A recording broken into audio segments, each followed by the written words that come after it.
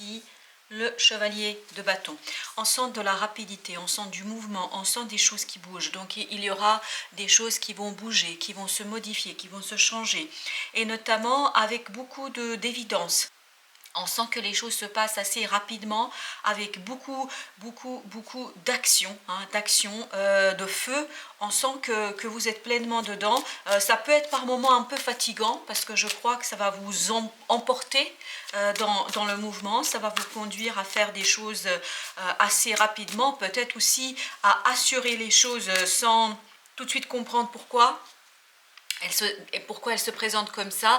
Donc ne soyez pas surpris si vous êtes un peu bousculé, s'il y a des choses ici qui viennent vers vous avec assez d'insistance et de rapidité. Vous avez ensuite le 4 de bâton. On sent vraiment qu'il y a du feu ici qu'on nous apporte. 4 de bâton, il y a de la passion.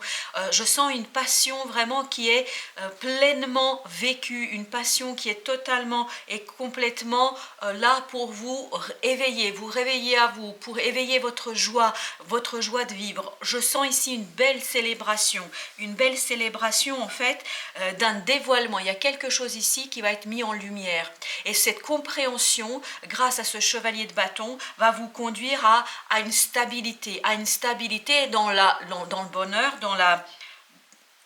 alors on me dit dans l'amour, mais l'amour au sens large du terme, entendez bien ça comme ça. Donc il y aura vraiment un ancrage ici de quelque chose parce que la vie va tourner cette fameuse roue et va vous aider à aller vers autre chose. Donc c'est de très bon augure ici. On nous dit que voilà, vous apprenez quelque chose, vous dévoilez quelque chose et ça vous permet de vous stabiliser. Ça vous permet de retomber sur vos pieds et d'être vraiment complètement et totalement dans l'ancrage et dans le bonheur, notamment de quelque chose qui vous tient à cœur ici, parce qu'avec les bâtons, on est dans la passion, on est dans quelque chose de très passionné.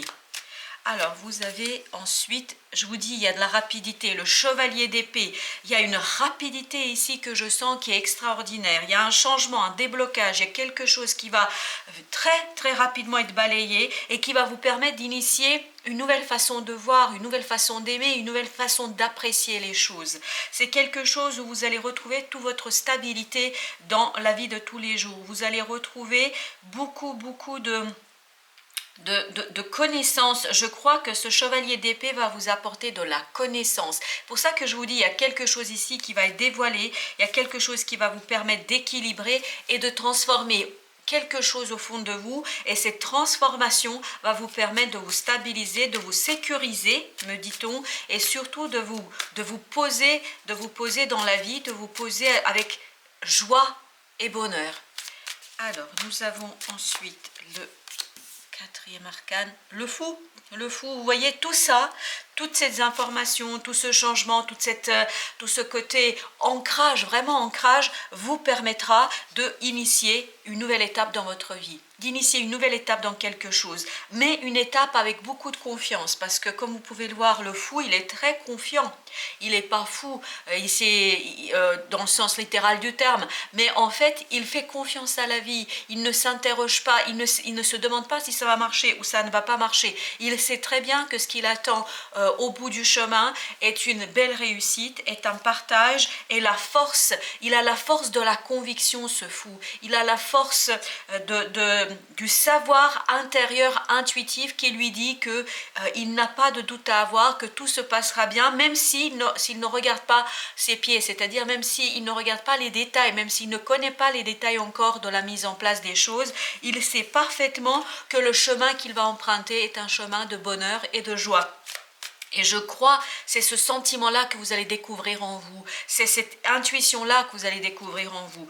Vous allez comprendre qu'il y a quelque chose ici qui est assez mûr, assez solide pour que vous puissiez l'ancrer finalement et que vous puissiez avancer dans votre vie. On va maintenant regarder les conseils par rapport à cette situation, par rapport à ce message. Le premier conseil, c'est 4 de coupe, lâcher.